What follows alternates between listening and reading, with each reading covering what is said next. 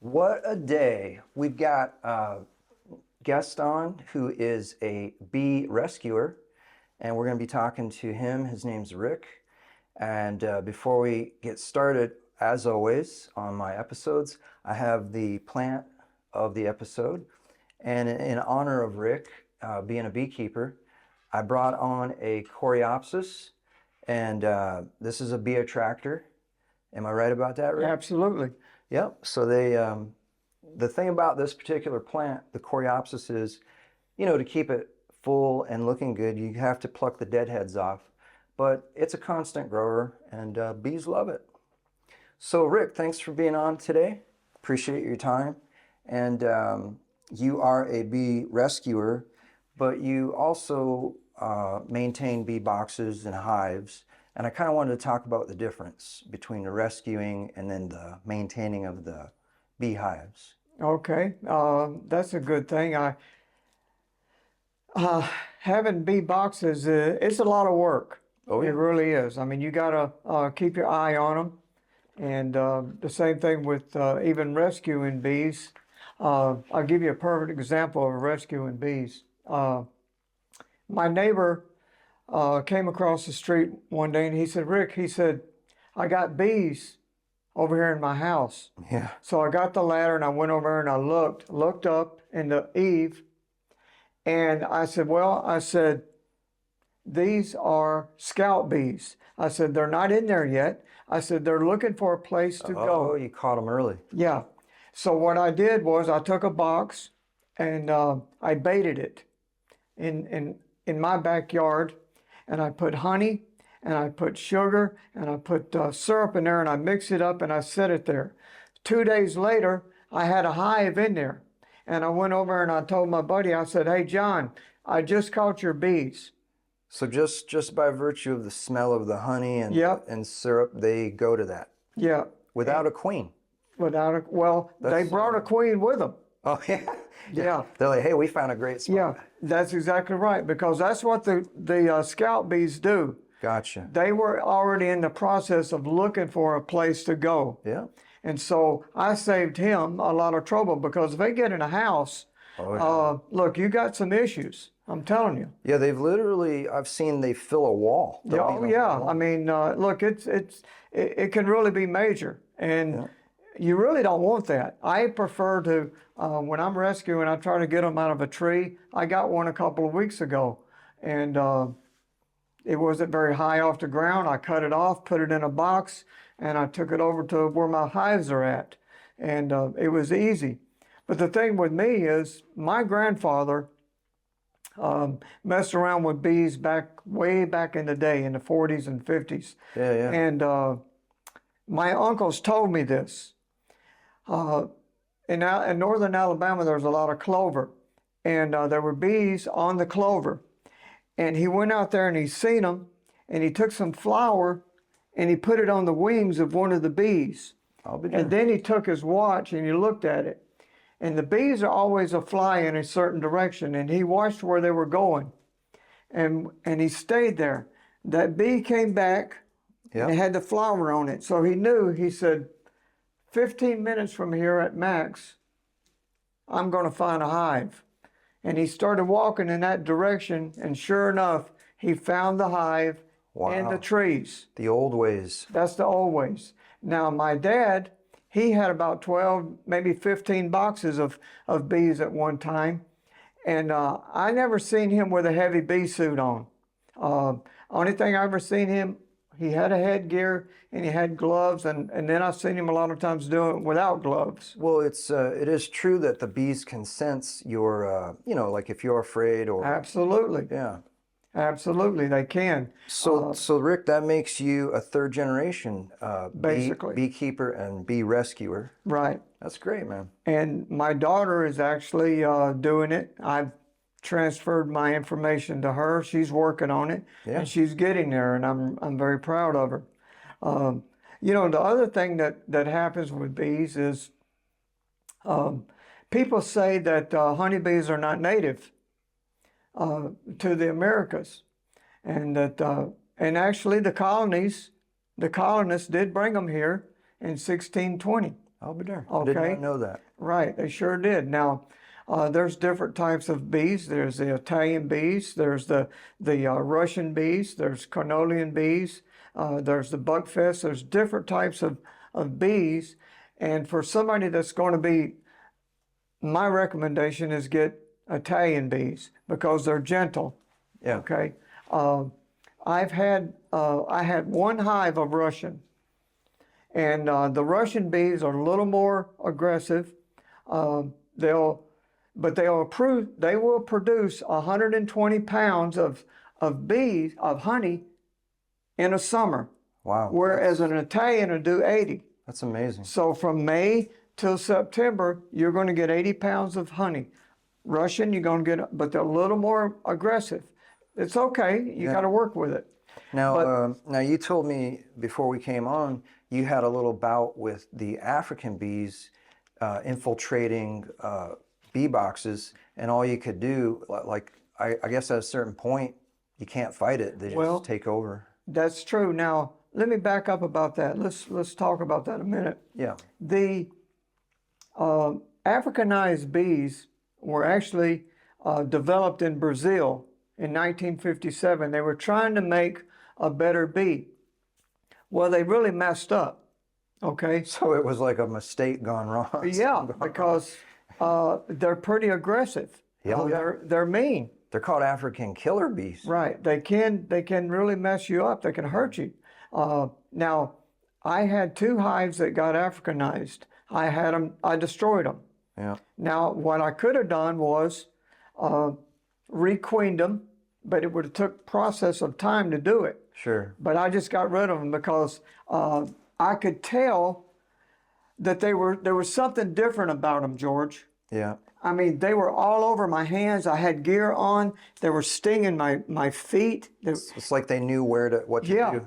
And I said, whoa, I can't have this. Yeah.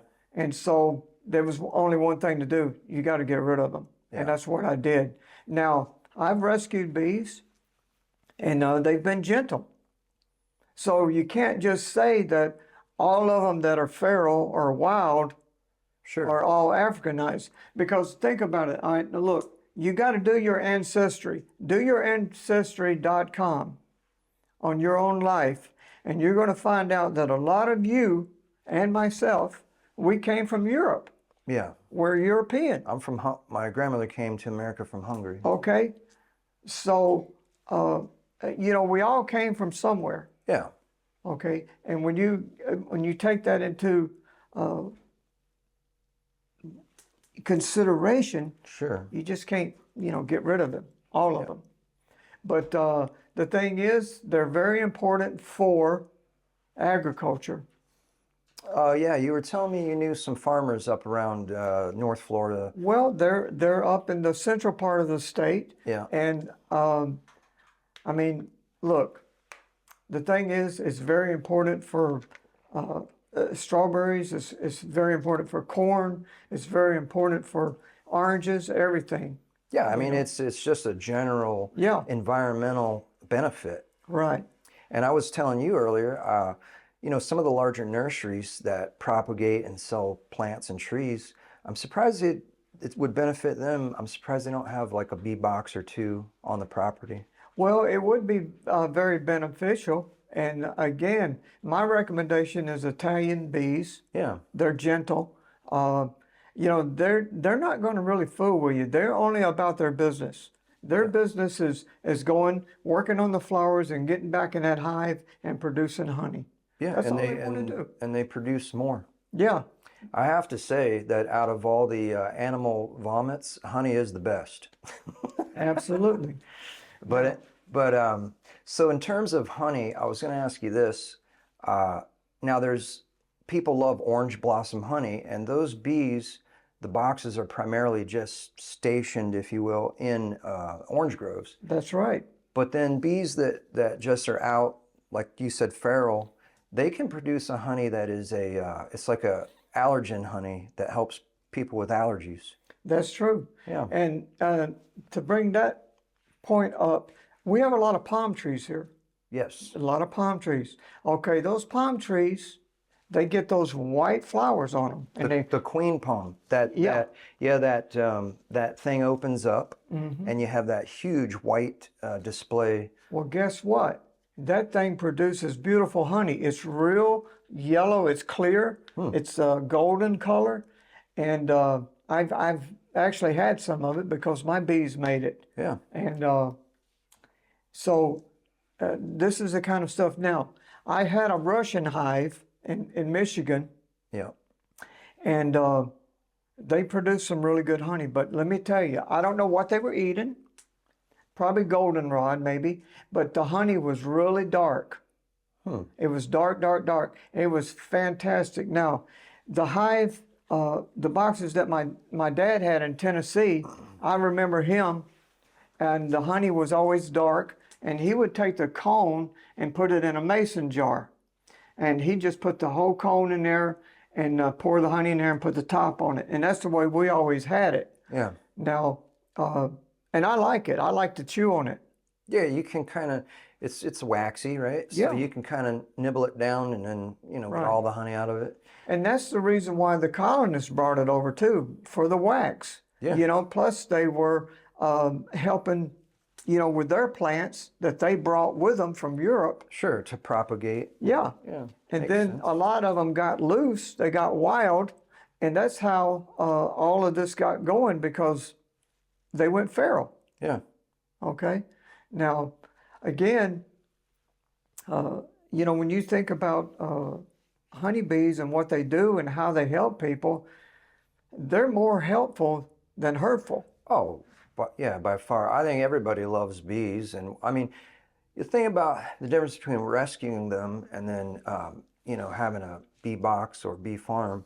I mean, nobody wants to deal with them in their house or No. their shed. No. But they're most beneficial to the environment and our communities for sure. Right. I mean, if you can prevent it. I mean, I caught a hive over in Rotunda, and it was in a palm tree. A girl called my wife, and I went over there, got a ladder, climbed up there. I cut the thing off, popped it in the box, put the top on it, drove it out to where I keep my hives, and I put it in the box, and it's working. Yeah. Another thing I wanted to ask you about is in terms of them being in the boxes, it's amazing how that works, because within that box, there's a whole thing going on with like the bees.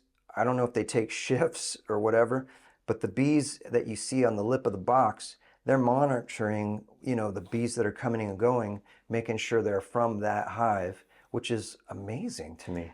It is. I'll tell you the other thing too. They got like guard bees. Okay. So you got the queen bee, you got the worker bee, you got guard bees, Yeah. and you got the drones. Now, the thing is with a box, this is what you're looking at. The bottom, you got the brood box. Yeah. That's where the queen should stay, Yeah. and that's where she lays all the eggs and it produces children, babies. Yeah. The next one is a super. You put a super on there, and you got 1, 2, 3, 4, 5, 6, 7, 8 frames, and they'll get up in there and they'll work and they'll produce the honey. Now, and then you'll put another frame on there and they'll keep working. And by the time you do all that, by the end of summer, you're going to have plenty of honey Sure. for your life. Yeah. Yeah. And as you all know, honey is expensive. You go Yeah. to the store, I'll tell you what, you're going to tear up a $20 bill. Yeah, the honey that is pure. Now, I don't know why, it seems like production honey, they heat it up. And I don't know if is that to make it last longer? Well, they do it. I don't think it's really that good. I think it's better No. if you're buying it from somebody that's producing it locally Sure. at one of the markets. Yeah. It's much better that way. You can tell the difference. It's kind of like the difference between pasteurized milk and raw milk. Same thing. Yeah. You know, And inside the bee box environment, when you walk by a bee box or even a hive, I would imagine, you hear the humming of all these bees in there. And I guess what they're doing is they're regulating the temperature of that environment inside the you know what? I'm really glad you brought that up, because I'm going to tell you something about that. They do that, and they'll get out on the front of it, and it's called a beard. Yeah. And they'll do it when it's really hot, like 85, 90 degrees or Oh, warmer. it's a beard. Like you Yeah. see them kind of dripping. There's all the bees are hanging there. And so they're out there and they're doing like this right here with their wings and they're cooling it down. Yeah. Now, in the colder climates, they're on the inside and they're in a ball and they're doing it like this right here, and they're doing it to regulate the heat and keep it warm. Also, they're creating heat warmth. Right. Moving around like that. Yeah. Yeah, they're not really favored for cold weather. Well, there's some of them that are like the Russians. Oh, okay. They're and Canolian. Yeah. They can handle it a little bit better. Now, Gotcha. as I told you, one of my friends that lives in middle Michigan, up around a little bit past Fenton, Michigan. Yeah. He's an Amish guy, and he's got like 500 hives. And he sells honey, he sells the gear. I've bought bees from him for many years. Yeah. And my daughter's bought bees from him but he's really, really, really, really, really, really wonderful when it comes to doing things as organically without doing sprays. A lot of people use different types of chemicals to. What I'm trying to say is you got vera mites, you got wax moths, you got ants, and you got hive beetles. Sometimes these things will get in there. Now, if you get a hive that's strong, it ain't going to happen. But if you Right. get one that's a little bit weak, they want to try to infiltrate. And when they do, Other stuff from the environment can affect they'll mess the up the box. hive. Yeah, yeah. And what I do is I use neem oil. I'll Yeah, put neem oil. That's a natural remedy. Yeah, I'll put that around it. You can put peppermint plants. There's a lot of things that you can do. Yeah. And the other thing is diatomaceous earth, which is Yeah, I've It's- heard of that. yeah. I had a beehive, and I noticed that one day there were ants all around the bottom. And so I put diatomaceous earth around it, put it under there, Fix the problem. fixed the problem, long gone, everybody's happy And without chemicals. without chemicals. Yeah. Yeah, I try to do things without, Roundup and all that stuff. I mean, Oh yeah, nobody likes that. it's that stuff is really it's hard. Yeah, it's more of a detriment to the environment and to us. Right. So, well, I mean, all this is great. I really appreciate you being on. Is there anything you'd like to add? I just like to say that, you know what, for somebody that's a hobbyist, you want to be a beekeeper, it's a good thing. You Yeah. should do it. But it is a little bit expensive. It's pricey to get going, but once you get going, it's great satisfaction. It's great therapy. You go out there, you get your chair, you sit by them, you drink your tea or your coffee or whatever, and you just watch them work. It's great therapy, and it's just one of the great things that God made, and it's just beautiful. Yeah, it's probably satisfying to see the hive go through the seasons and go through the different changes and grow. Yeah. Yeah, it is. And again, you got the different types of bees that have temperament, George. Yeah. Okay, they are temperament.